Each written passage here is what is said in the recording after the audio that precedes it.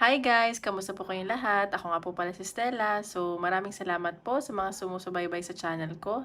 At kung bago pa lang po kayo, don't forget to hit like and subscribe para po updated kayo sa mga videos na i-upload ko. At paalala lang po, hindi po lahat ay makaka-resonate.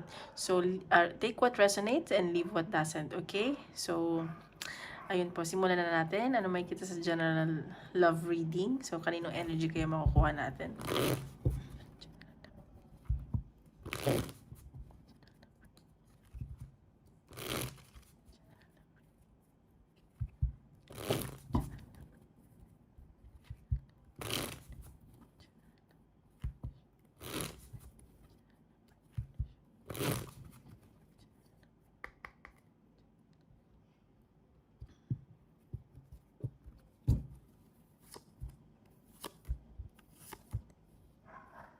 Okay, sa nakikita ko po dito, you or your person, parang may paghihinala dito ng third party, kahit wala naman. Or baka naman nangyari na from the past. So, parang nag-overthink isa sa inyo. And nakikita ko na parang, dahil isa sa inyo nagsiselos, insecurity, so nauwi siya sa pagtatalo. At sa pag-overthink, tapos parang, alam mo yun, kahit wala naman or nangyari na, kahit wala naman talagang third party, parang sinasaktan mo lang yung sarili mo. At sa nakikita ko dito, kung nangyari man, parang hindi mo makalimutan, kaya siguro nag-aaway kayo, ganyan. Pero wag kang mag-alala, may nakikita ko new beginning sa inyo. Parang masasettle nyo pa naman to. Alam mo yun. Masasettle nyo pa to. So, tingnan pa natin.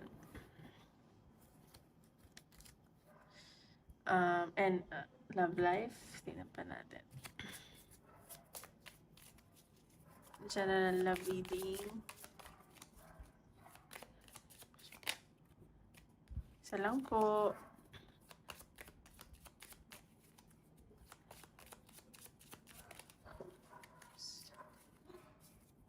Natin. Okay. Ayan, forgiveness. See, may nakikita ako ditong pagpapatawad. And sa nakikita ko, baka humingi yung person mo ng sorry, mag-apologize siya, or ikaw, baka sabi mo paghihinala mo, ganyan. So, ayan, may nakikita akong pagpapatawad sa inyong dalawa. See, ayan, mag-trust ka lang daw kasi sa person mo. Kasi parang nakikita ko dito na kulang ka sa, alam mo yun, yung relationship nyo, kulang sa tiwala. Kaya siguro nauuwi sa away. Parang, alam mo yun, nagkakaroon ka ng insecurity sa sarili mo kasi wala kang tiwala. And, dapat mahalin mo muna yung sarili mo bago mo kayang mahalin yung ibang tao. Kasi pag hindi mo mahal yung sarili mo, talagang mai-insecure at mai-insecure ka. So, ayan, baka bigyan ka ng regalo ng person mo, magkabati din kayo, ayan. So, yan yung nakikita ko, may pagpapatawad. Baka susuyuin ka niyan in time, or ikaw yung manunuyo. So, tingnan pa natin. General love reading.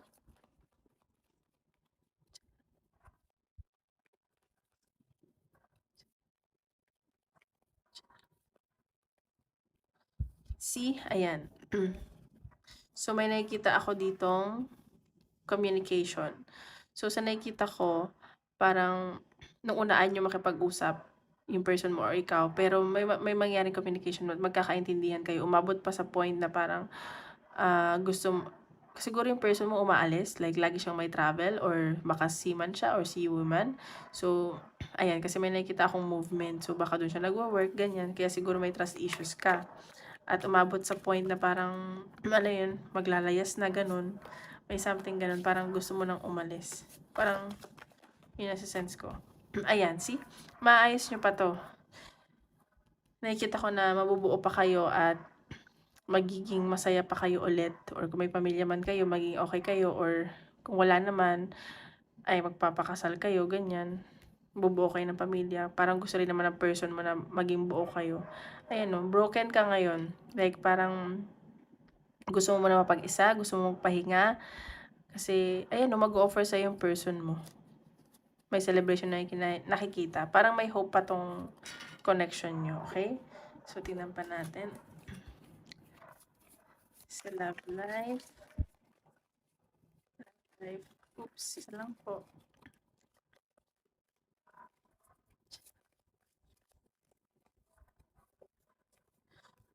Ayan. So, ayan, siguro, 'pag nag-usap kayo magkakaroon ka ng hesitation at siguro magwo-worry ka, ganyan. Kasi parang, ano ba, totoo ba, nawala ba, ganyan. Siguro gano'n yung nafi-feel mo. Maghe-hesitate ka makipag-ayos o yung person mo naghe-hesitate pa makipag-ayos sa ngayon. See? Ayan, so siguro huwag daw muna ngayon and siguro, alam mo yung cool off muna kasi parang fresh pa, eh. Ayan. Parang wag muna daw makipag-usap, parang mag-ano daw muna kayo. Kasi kung hesitant ka makipag-usap, siyempre parang no na din yun, 'pag nagdadalawang isip ka. Ayan, ano ba, love life, ayan. So ayan, nakikita ko na magkakaayos naman kayo, siguro may pag-uusapan kayo tungkol sa pera or may mga ideas na na kayong mapag-uusapan, like siguro randomly lang na, okay, kailangan natin may parang may aayusin kayo, like about sa savings or business or sa trabaho or sa bahay nyo. So, yun yung magiging way para makapag-usap kayo ulit. Alam mo yun, yung ganun. Basta may nakikita ko ng pagpapatawad. Ayan. So, marami ka na din i-imagine dito. Siguro, magtatayo ka ng business. So, parang, sige, bahala ka muna dyan. Ganun. So, tingnan pa natin sa love life. Ng possible out. Or ano ba mangyayari. See, ayan no. Magkakaayos pa kayo. Kung hindi man kayo kasal, baka ikasal pa kayo. Or baka maayos nyo yung marriage nyo. Oh, see? Oh my God. Baka maguluhan ka dito, baka may bumalik sa'yo na ex or ex mo na to. Kasi parang, ayun o, old spark. Baka maguluhan ka, alam mo yun. Baka may dalawang taong paparating sa'yo. Ayan o, unexpected eh. Siguro kasal ka na, tapos babalik yung ex mo, or may karelasyon ka na ngayon, ikakasal na kayo, tapos biglang babalik yung ex mo. Tapos parang sobrang unexpected, hindi mo siya, alam mo yun, sobrang magugulat ka. Ayun. So parang mangyayari 'to, baka magpa-party muna kayo, ganyan, ganyan nakikita ko. So ayan, na-excite ako sa paparating sa love life mo kasi parang sobrang unexpected yung mangyayari. Ayan, so tingnan pa natin. Sa career naman tayo. Okay. Career para sa mga general career reading.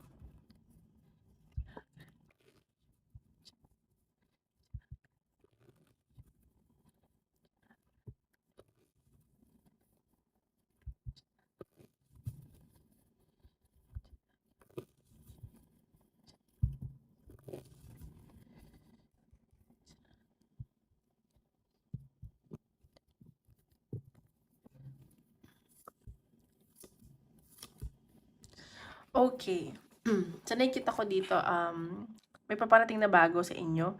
Like, pipirma kayo siguro ng bagong contract or about sa papers. At sinasabi lang dito na mag-ingat ka. Piliin mong mabuti yung mga, I mean, basahin mo mabuti yung contract. Alam mo yun? Kasi baka mamaya hindi ka naman nag-agree dun sa mga nasa contract. Magulat ka na lang. Ganun yung gagawin mo sa work.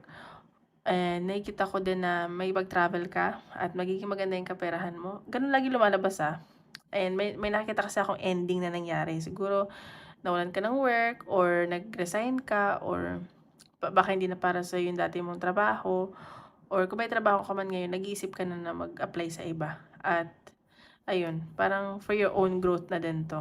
Alam mo yun? Ayun, ang ganda na nakikita ko. So, may mga ayusin kang papeles. At baka gusto mo na ng break sa sa trabaho. Tingnan pa natin. Career.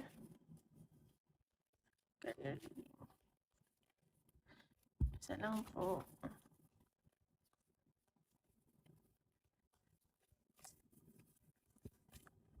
See, ayan.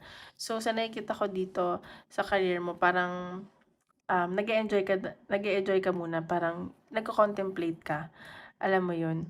And ang sinasabi dito na parang hindi ka natatakot mag-voice out kung ano man yung nangyari dyan sa work mo or tawag dito, like, kung sa, yun nga, sa kontrata, parang tatanungin mo muna, alam mo, hindi ka natatakot sa ngayon. Nakikita ko dito na may magandang paparating talaga sa'yo. So, siguro next time, kung maglilipat ka man ng work, na kailangan mag-create ka na ng boundaries sa sarili mo. Ayun, patawarin mo na yung mga taong nanakit sa'yo sa trabaho kung may nakakaalitan ka dyan. Alam mo yun, bagong panimula yung nakikita ko sa'yo. Ayan. So, tingnan pa natin. Sa career. Ano ko lang. General. See, ayan no, may bagong paparating talaga sa'yo. Like, bagong offer to, bagong career. Ayan. Magiging ano ka, matalino ka na this time. Alam mo yun, alam mo na yung gagawin mo. Parang new beginning na nakikita ko. Career. Oops. Isa lang po. Dalawa yung lumabas. Ba't dalawa? Ito pag dalawa pa, ibig sabihin dalawa yung pinapakuha ng spirit, okay? Ayan. Ayan. So, nakikita ko, nag-iisip-isip ka dito eh. Like, siguro, iniisip mo pa yung dati mong trabaho or iniisip mo nga talaga na umalis na dyan. Kasi may offer nga na paparating sa'yo. Like, hindi mo nakikita. Like, sobrang ganda nung paparating sa'yo. Alam mo yun. Ayan, no, puro, bago lang kasi puro page, oh. So, mag-iisip ka talagang mabuti. Ayan. So, sa nakikita ko dito sa career mo, parang magugustuhan mo talaga tong career mo. Magiging emotionally and mentally stable ka. Alam mo yun? So, nakikita ko, baka ano yan, out of the country or baka sa cruise. Yung nakikita ko, may travel ka sa cruise. Ayan. So, ayan, maganda yung nakikita ko. And magiging ano ka eh, mentally and emotionally stable. Tingnan pa natin sa career. Ayan. So, ayan, sa nakikita ko na parang, alam mo yung feeling na hindi ka makapaniwala na ito na nangyayari sa'yo. Yung alam mo, parang nagde-daydream ka, ganyan. And hindi mo muna to sinasabi, nagpapaka-misteryoso ka muna. And sa nakikita ko na parang nagme-meditate ka din. Like, ano ba dapat mong gawin sa career mo, ganyan. Ayan. So, siguro ayaw mo munang makinig sa mga opinyon ng ibang tao diyan sa work mo or alam mo yun, kasi parang naguguluhan ka na eh, at iisipin mo muna yung parang naiinis ka na din, like ano ba dapat mong gawin, ano ba yung pipiliin mo. So, ayan nakikita ko. Parang nagiging ano ka, selfless. O, ayan. So, baka dito sa bago mong trabaho, dun mo ma-meet yung makakasama mo habang buhay or talagang magiging commitment ka dito sa bago mong work. Alam mo yun? Ayan, nakikita ko. Like, mamahalin mo 'tong trabahong 'to at yung mga katrabaho mo mas magiging okay ngayon or kung may trabaho ka man, mas magiging maayos. Ayun. So, ayun lang. Ayan 'no, may good news na paparating. Ayun. So, parang ano, masu-surprise ka, parang miracle 'to. And parang may agreement na mangyayari kasi parang naguguluhan ka sa dalawa, eh. So, ayun lang guys. Maraming salamat. Tomorrow po ulit. Bye-bye!